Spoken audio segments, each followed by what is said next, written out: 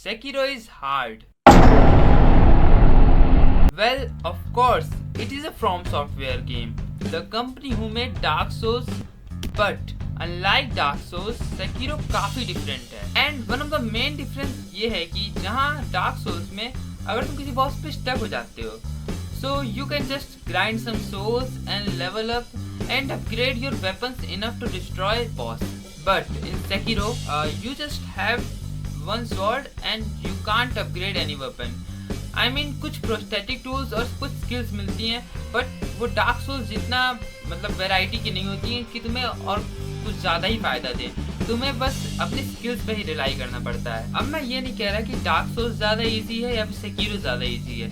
मैं बस ये कहना चाहता हूँ कि जहाँ डार्क सोल्स में कुछ लेवल तक ग्राइंडिंग भी कर सकते हो, बट सेकिरो में तुम्हें टोटली अपनी स्किल्स पर रिलाई करना पड़ता है. और इसलिए अगर तुम किसी बॉस पर स्टक हो जाते हो सेकिरो में, so you can just do one thing is being better at the game, या फिर इसको गेमिंग स्लैंग यूज कर सकते हैं जो है गेट गुड. और वो गेट गुड होने के लिए तुम्हें उस बॉस से बार बार फाइट करनी होगी और उसके सारे अटैक्स को एनालाइज करना होगा. अब जब तुम किसी बॉस से लड़ रहे हो तो उससे बार बार लड़ने के बाद, बार बार हारने के बाद, बार बार यू डाइड या फिर डेथ की स्क्रीन देखने के बाद तुम जब अपनी पूरी उम्मीद खो चुके हो कि तुम उस बॉस को हरा भी सकते हो कि नहीं, तो यहाँ पर दो पॉसिबिलिटीज बनती हैं. पहला तो ये कि तुम ये सोचो कि यार गेम्स तो मैं बस फन के लिए खेलता हूँ, मैं इस गेम को क्विट कर रहा हूँ और ये गेम डिलीट कर देता हूँ क्योंकि इससे मेरी प्रोग्रेस नहीं हो रही है, जो कि एकदम सही बात है, कुछ गलत नहीं है इसमें. लेकिन सेकंड नंबर पे वो लोग आते हैं जो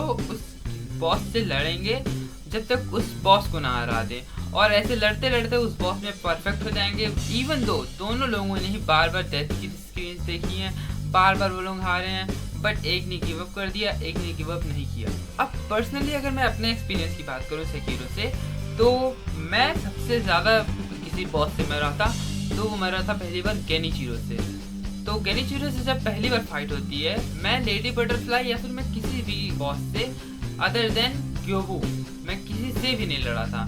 और गेनिचिरो से लड़ने के बाद इतना फास्ट लग रहा था वो मुझे, लेकिन उससे बार बार हारने के बाद, बार बार लड़ने के बाद फाइनली मैंने उसको जब हरा दिया एक बार, तो मैंने उसको इवेंचुअली उस फाइट को परफेक्ट कर लिया. और गेनिचिरो की ही फाइट थी जिसने मुझे पैरी में एकदम परफेक्ट बना दिया. और मैं ये भी कह सकता हूँ कि गेनिचिरो की फाइट ने मुझे पूरा गेम में हेल्प की है.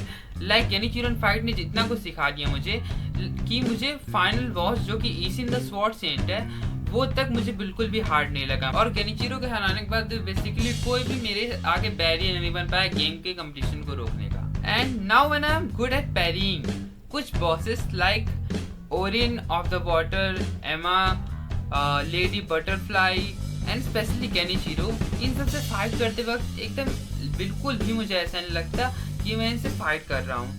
बट इनके साथ परफेक्ट पैरिंग जब तक करता हूँ तब तक मुझे लगता है कि मैं इनके साथ एक डांस कर रहा हूँ, जहाँ पे अपोजिट साइड में हमारे साथ जो बॉसेस हैं वो हमारे डांस पार्टनर्स हैं और जिनके साथ हमें परफेक्ट मूव्स मैच करने हैं. जहाँ स्वॉर्ड से निकलने वाली हर एक आवाज़ एक म्यूज़िक का काम करती है और हर एक अटैक हमारे पार्टनर यानी कि बॉस का एक अटैक की जगह एक डांस मूव होता है जिसको हमें परफेक्टली मैच करते हुए उससे फाइट करनी होती है.